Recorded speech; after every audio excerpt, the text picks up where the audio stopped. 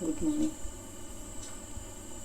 Okay, today let's discuss filter circuits. What are these filter circuits and how it works, and different types of filter circuits. We will discuss these topics today. So let's start with filter circuits. Generally, a rectifier is required to produce pure DC supply for using in various places in the electronic circuits. However, the output of a rectifier has pulsating character, that is, it contains AC and DC components. The AC component is undesirable and must be kept away from the load. To do so, a filter circuit is used which removes or filters out AC component and allows only the DC component to reach the load. So we have already seen that in electronics usually we use DC power supply instead of AC, but our main power supply is in the form of AC. So the situation arises where we have to convert the main AC supply to DC. So we are using rectifier circuit for such purposes in order to convert AC supply to DC. But the problem is in the rectifier output we get AC component mixed up with DC component. So we are not getting a pure DC component at the rectifier output. So the AC component is undesirable in the rectifier output along with the DC component. So we have to remove these AC components from this rectifier output in order to get pure DC current. So filter circuit is such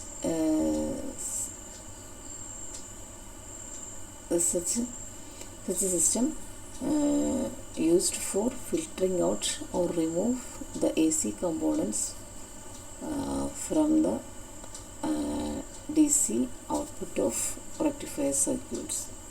Okay, so a filter circuit is a device which removes the AC component of rectifier output but allows the DC component to reach the load. So what it is doing is it removes the AC component from the rectifier output and it allows only DC component to flow at the output load resistance. That's what filter circuit is doing. That's why the name filter. So filter, it's filtering out the undesired AC component from the DC output of rectifier circuit. Okay, obviously a filter circuit should be installed between the rectifier and the load as shown the figure. That is, if here is the rectifier circuit. Rectifier circuit includes the input. Remember the previous half wave and full wave rectifier circuits. Here there will have an input AC supply through a transformer and a diode. Okay, this much part will give you a rectifier, and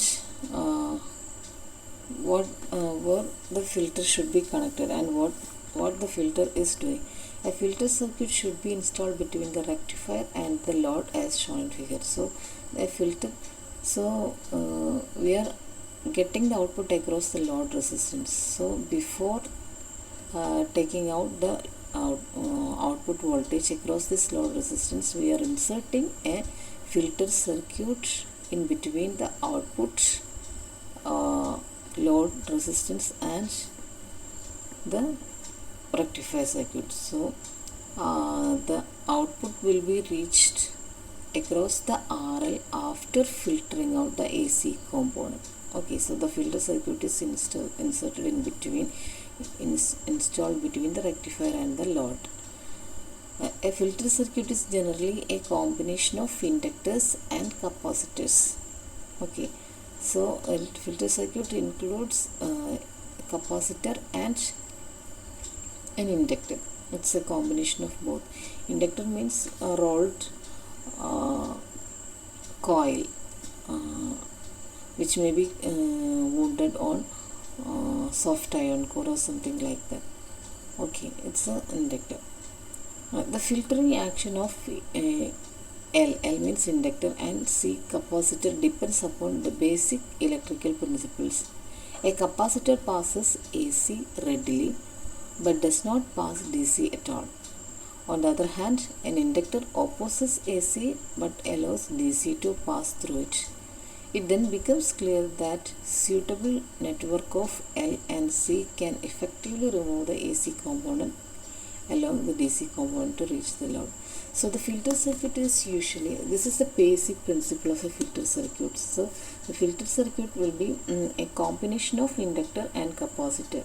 And what is the working principle of this combination of this? The working principle is the inductor, capacitor allows only AC component to pass through it and offers resistance to DC component. But on the other hand, the inductor allows DC component and give opposition to AC component. So a suitable networking of this L and C combination, inductor and capacitor combination, will give you the filter, a proper filtering circuit which can effectively remove the AC component. So this is the working principle of a filter circuit. So let's check how this is how this can be applied in specific filters. So there are different types of filters. The most commonly used filter circuits are capacitor filter, choke input filter, and capacitor input filter or CPHY filter. So in your syllabus, you have to study the capacitor filter and capacitor input filter or CPHY filter. So we will discuss the capacitor filter and capacitor input filter. We will not go in detail about the choke input filter. We will discuss only these two. So first one is capacitor filter. So the figure here shows the capacitor filter. Okay, so this is the rectifier output and a capacitor is inserted between the load resistance and the rectifier circuit.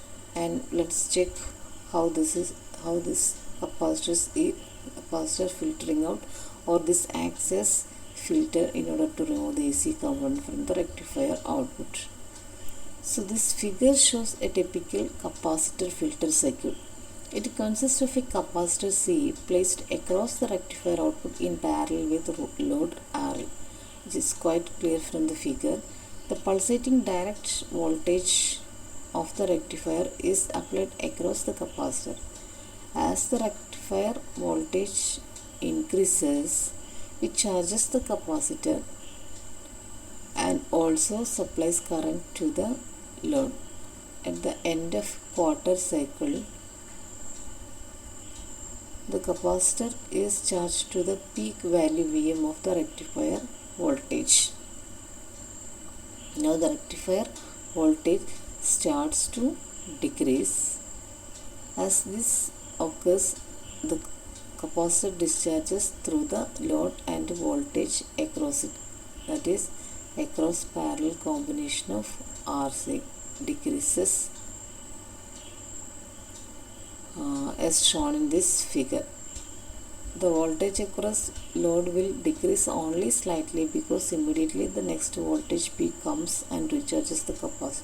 This process is repeated again and again, and output voltage waveform becomes A, B, C, D, E, F, G, etc. So how this is working? So rectifier circuit is here and capacitor is connected across this rectifier output parallel with the load resistance. So as the rectifier voltage is increasing, the capacitor starts charging. Okay, and the capacitor voltage and the voltage across it increases, and it reaches its maximum value. It's shown here. It reaches its maximum value Vm when the input voltage is at its quarter cycle. So one complete cycle means it have to reach here. So this is quarter, this is half position, and this is 3/4, and this is full cycle. So capacitor charges as the voltage across the rectifier output increases and charges to maximum Vm, and the same effect will appear across the RL.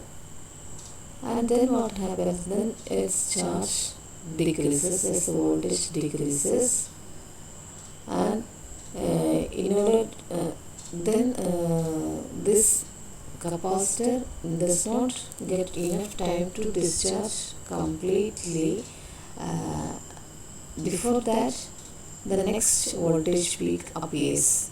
So what happens is, this is the this dotted curve. This is the actual voltage variation across the rectifier. But what happens?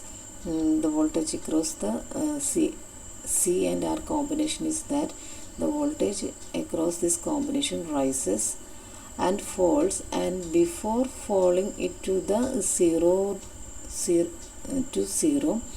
the another voltage rise comes, so it's again gets charged and boosted to this position, and it gets discharging when the next voltage drop comes. But before getting it into zero, it's again starts charging. So the output voltage will be like this: A, B, C, D. Look at this position. This B, D and F positions are not zeros but a little higher position. So the result is that the ripple factor is less compared to the original output waveform, because the ripple is reduced, because this zeroth position is shifted up here, this low voltage region. So this is a less rippled output. So this is how the filter circuits work. Okay, this what's happening is the capacitor gets charged and discharged, and it appears across this load resistance, this variation. Okay, that's how we are getting a less rippled output. So it's effectively removes the AC components, or reduces the AC component of the output of rectifier circuits. It may be seen that very ripple is left in the output. Moreover, output voltage is higher as it remains substantially near the peak value of rectifier output voltage. That's clear from this picture. The output voltage remains higher as the rectifier output itself, but the lower voltage reduces, okay, or shifted up to from the zeroth position. That's how the ripple factor is getting reduced. The capacitor filter is extremely popular because of its low cost, small size, little weight and good characteristics. So these are the advantages of this capacitor filter. It's of low cost and small in size and lightweight and good characteristics. For small load currents, say up to 50 milliampere, this type of filter is preferred. It is commonly used in transistor radio battery eliminators. So for a load current of up to 50 milliampere, this type of filters can be used. Okay, this is commonly used in transistor radio battery eliminators. So this is about capacitor filter. Okay, now we are not going to discuss the chalk input filter, but instead we will discuss the pi filter, capacitor input filter or pi filter. It's shown in this figure. This is the capacitor input filter or pi filter. So this is in the shape of pi. That's why it is known as pi filter.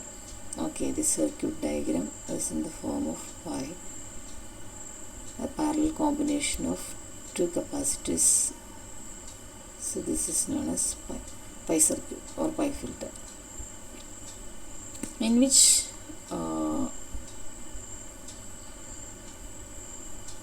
it consists of a filter's capacitor C1 connected across the rectifier output, a chalk L series, and another filtered capacitor C2 connected across the load. Okay, so this is the function. So this is the rectifier output. So we are getting rectifier output between the terminals 1 and 2, and a capacitor 1 is connected in parallel with capacitor 2 and load resistor R through an inductance L. Okay, so an inductor in between two capacitor and which is connected parallel with the load resistance. So this is the circuit diagram, or this is how this combination of L and C are inserted in the pi filter circuit. Okay, this is only one filter section. Several such identical sections can be used for improving more and more or better output. So one such section will give you filtered output, filtered DC component at the output. If you are inserting again such a section, we will get a filtered output and more better result. So we can insert many such section until our satisfaction. Okay, until a satisfied output is getting. So the pulsating output from the rectifier is applied across the input terminals 1 and 2. The filtering action of the three components, that is C1, L and C2 of this circuit, can be explained as below. That is, the filter capacitor C1, this circuit offers low reactance to AC component of rectifier output, while it offers infinite reactance to the DC component. Therefore, capacitor C1 bypasses an appreciable amount of AC component, while the DC component continues its journey to the chalk L. So what happens is, this is the rectifier output. It comes to this capacitor. So capacitor, so the basic principle of capacitor is it allows AC but give hindrance to DC. That is, it offers low resistance or low reactance to AC component. So AC will pass through it. Or we can say this capacitor C1 bypasses the AC component, but the capacitor offers high reactance to DC. So what happens? DC passing through this L. So from the rectifier output, the AC component is bypassing through C1, but the DC component is passing through this inductor. So this is the first step. And what happens at the inductor point? The chalk L or the inductor offers high reactance to the AC component, but it offers almost zero reactance to the DC component. Therefore, it allows the DC component to flow through it, while the unbypassed AC component is blocked. So what happens? So here the AC component, majority of the AC component is bypassed by the capacitor, and here reaches only DC components. So what is the function of an inductor? It offers low reactance to DC component but very high reactance to AC component. So the unfiltered or unbypassed AC component is blocked by this inductor, but it allows the DC component to pass through it. So the DC component will pass through this inductor, but not the AC component. Then again what happens at C2 component? Then again C2, the filter capacitor C2 bypasses the AC component which the choke has failed to block. Therefore, only DC component appears across the load, and that is what we desired. So, at this point, the C2 again offers resistance to DC component and allows AC component. So, it allows the the AC component appear here, which may have leaked out through the inductor, or the inductor failed to block. So the failed component of AC through the inductor is bypassed through this capacitor. So the output will be of DC component only. That is, only DC components will flow through this load resistors. Every AC components will be bypassed through the capacitors, and only DC component is flowing through this load resistance. So we will get only DC component at the output. So this is what we needed or our desire. So this is the purpose of this filter circuit. So every AC component is bypassed through these capacitors, and this inductor allows only DC component to flow through this load resistance. So that's how we are filtering out the AC component from the rectifier output, and we are getting DC at the output. So this is the function of or working of the PI filter circuits. So this is only a single sections. We can insert many such sections here up to our desire in order to get a very clean DC at the output. So this is the rectifier output, and we can, after filtering, we will get a DC output like this. It may have a very minor pulsation, but it can remove if we are using many such sections. Okay, so this is about PI filter or capacitor filter. Okay, so these are about filter circuits. Okay, thank you.